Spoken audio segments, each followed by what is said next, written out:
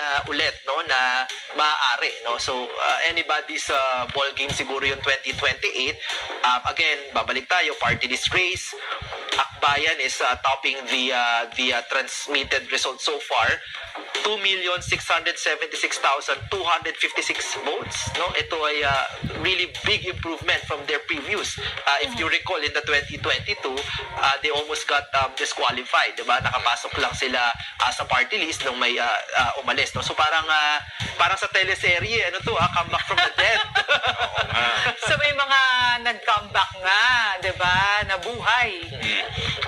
Prof. Cleve, may mga observations no, na parang dahil night of surprises nga, na medyo hindi na katotoo yung mga surveys na katulad nyo at yung yung malalaking mga survey firms.